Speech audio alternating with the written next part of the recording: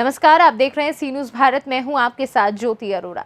खबर राजधानी लखनऊ के इको गार्डन से है, जहां मृतक आश्रित कोटे में नौकरी की मांग को लेकर शहीद व दिवंगत पुलिस कर्मचारियों के परिवार के नौजवान व बेटियां धरना दे रहे हैं।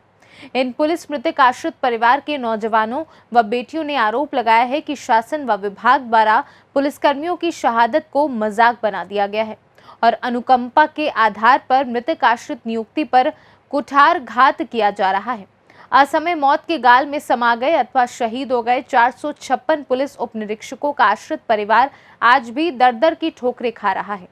धरना दे रहे आश्रित परिवार के नौजवान और बेटियां उप निरीक्षक पद हेतु वर्ष 2018-19 के आवेदक भी हैं, किंतु उप निरीक्षक एवं निरीक्षक नियमावली संशोधन 2015 के चलते सिर्फ 29 लोगों को ही नौकरी मिल पाई है। बता दें कि नियमावली संशोधन में उप निरीक्षक नागरिक पुलिस सामान्य सीधी भर्ती के 5% पद मृतक आश्रित को आरक्षित किए गए हैं।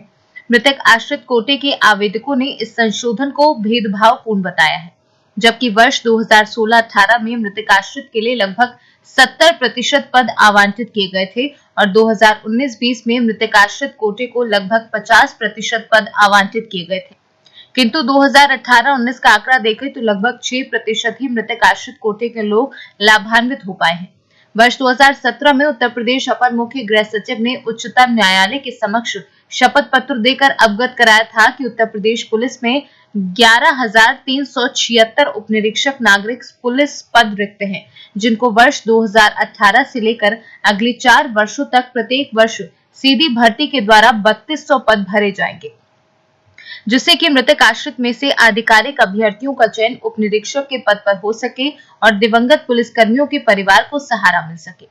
वहीं मुख्यमंत्री योगी आदित्यनाथ ने भी पुलिस स्मृति दिवस दिनांक 21 अक्टूबर 2020 को कहा था कि उप निरीक्षक के 566 पद मृतक आश्रित के लिए सृजित किए गए हैं, किंतु आज तक 456 पुलिस मृतक आश्रितों को नौकरी नहीं मिल पाई है। आइए धरना स्थल इको गार्डन से देखते हैं हमारे सी न्यूज संवाददाता उमेश विश्वकर्मा की ये खास रिपोर्ट। आप पीछे जो भीड़ देख रहे हैं, नौजवानों की भीड़ है, यहाँ महिलाएं भी शामिल हैं।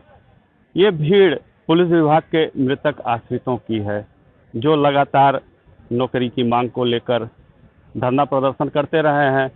अपने विभाग के उच्चाधिकारियों से लेकर सरकार तक न्याय की गुहार लगाते रहे हैं, किंतु इनकी अभी तक नहीं सुनी गई। इसी क्रम में एक महिला आ रहे हैं जो मृतक आश्रित कोटे से अपनी नौकरी की दरकार कर रही हैं। जी, क्या नाम है आपका? सर, मैं मृतक आश्रित कैंडिडेट हूँ, इन लोग के साथ में आई हूँ। ये सभी लोग मेरे साथी हैं। ये 75 जिलों से आए हैं, जहाँ से मृतक आश्रित, जहाँ से इन लोगों की फाइल थी। और सर, हमारे साथ ये हुआ, हमारे साथ थोड़ा अन्याय हुआ है। हमारा 18-19 का बैच जो मृतक आश्रित पुलिस सब इंस्पेक्टर का बैच था, उसमें 456 कैंडिडेटों के बीच में मात्र 29 पद दिए गए हैं। और सर, इसी क्रम में हमारे आगे वालों को भी न्यायोचित पद दिए गए हैं, जिनमें 370 कैंडिडेटों के बीच में 183 पद दिए हैं सरकार ने। और हमसे पहले वाले भी जो बच्चे थे, उनको भी 639 बच्चों के बीच में उनको 442 पद दिए गए। सर, अन्याय जो हुआ है वो हमारे बैच के साथ हुआ है कि इतने पद कम दिए गए और उस पर हमारी मृतक आश्रित की भर्ती की प्रक्रिया चालू करेगी। सर, क्या वजह रहा कि ये पद इतने कम दिए गए?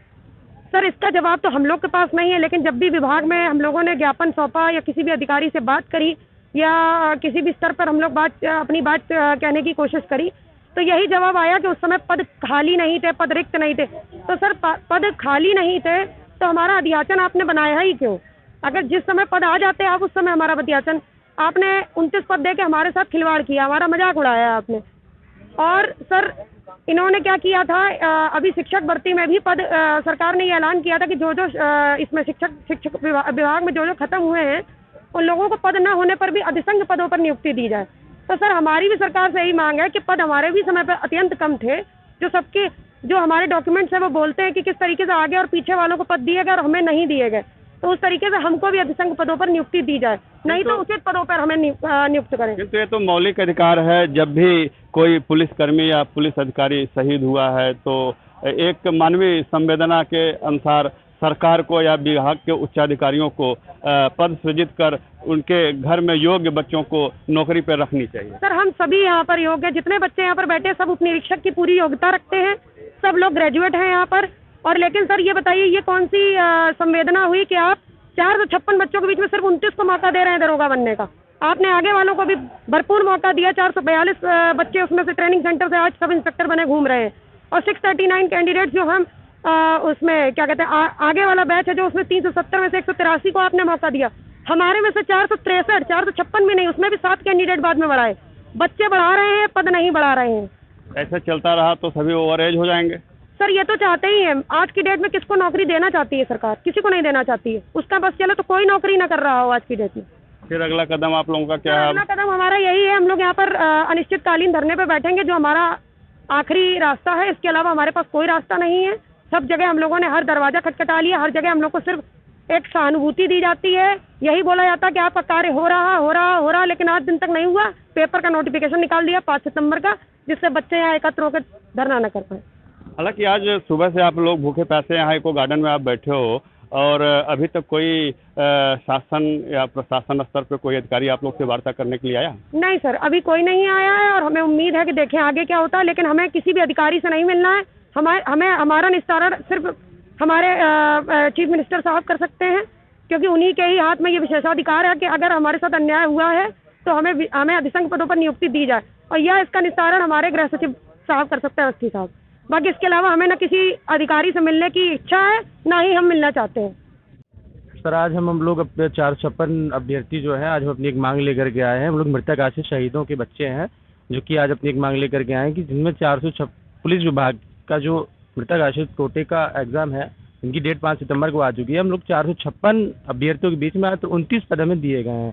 आज हम माननीय मुख्यमंत्री जी के सामने अपनी एक बात रखने आए हैं कि हमारे पदों में संशोधन करके उनकी संख्या बढ़ाई जाए, या तो अधिसंख्य के नए पद सृजित करके हमें उस पर सेवा आयोजित किया जाए।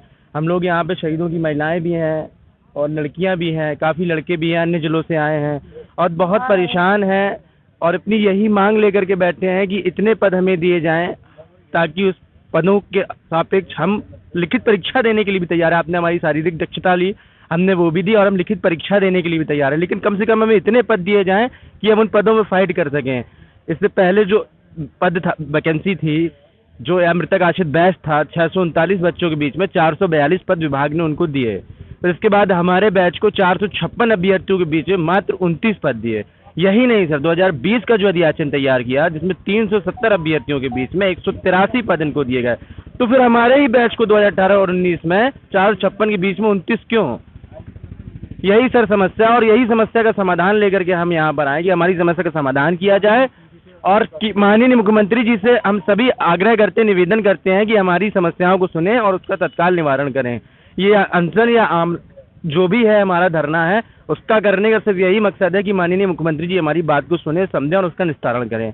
यही इन सभी से निवेदन है। अपनी बात जो है वो मुख्यमंत्री के जो जनता दरबार में भी कहने की कोशिश की, परंतु वहाँ किसी ने मिलने ही नहीं दिया। और बस 2-3 लोग आए, उनका प्रतिनिधि मंडल वो आया, IGRS पे कंप्लेंट रजिस्टर के 8 दिन तक उसका भी निस्तारण नहीं हुआ। हर जगह सही, हम समझ लीजिए, आपको बता दें कि हर जगह हम लोगों ने प्रयास किया, लेकिन हमारा कहीं से कोई वो नहीं है। अंतिम हमारा जो है, यही हमारा जो मौलिक अधिकार हमें दिया हुआ है भारतीय संविधान ने, उसी पर हम लोग अब टिके हुए हैं और अनिश्चितकालीन धरने पर। अधिकारियों और कई नेताओं के सामने भी हमने अपनी बात रखी, बड़े बड़े उच्च अधिकारियों को मामले से अवगत कराया, सिर्फ हमें आश्वासन दिया गया। आज भी जब हम लोग धरना देने गए GPO पर, तो हमारे साथ अभद्रपूर्वक व्यवहार किया गया, हमारी कॉलर पकड़ी गई और हमको जबरदस्ती हमारे बैनर या पेपर उठा करके हमको वज्र वाहन में डाल करके इको गार्डन छोड़ दिया गया। एक समय ऐसा था कि जब कोई पुलिस कर्मचारी या कोई पुलिस अधिकारी शहीद होता था तो उसके परिवार के एक व्यक्ति को तत्काल नौकरी मिल जाती थी, किंतु 2015 के बाद नियमावली में चेंजिंग होने के बाद इस मृतक आश्रित कोटे पर ग्रहण सा लग गया है और आज भारी संख्या में मृतक आश्रित लोग दर दर की ठोकरें खा रहे हैं। उच्चाधिकारियों से लेके मुख्यमंत्री तक न्याय की गुहार लगा चुके इन अभ्यर्थियों, इन मृतक आश्रित लोगों पर इनका कोई लाभ नहीं हुआ। इनकी समस्या ज्यों की त्यों बनी हुई है। आज इको गार्डन में ये लोग बैठे हैं, शायद इनकी आवाज़ मुख्यमंत्री के कानों तक पड़े और हो सकता है आने वाले समय में इनकी समस्याओं का निदान हो जाए। सी न्यूज़ से उमेश विश्वकर्मा। इस खास खबर में फिलहाल के लिए इतना ही। देश और दुनिया की तमाम बड़ी खबरों के लिए आप देखते रहिए सी न्यूज़ भारत।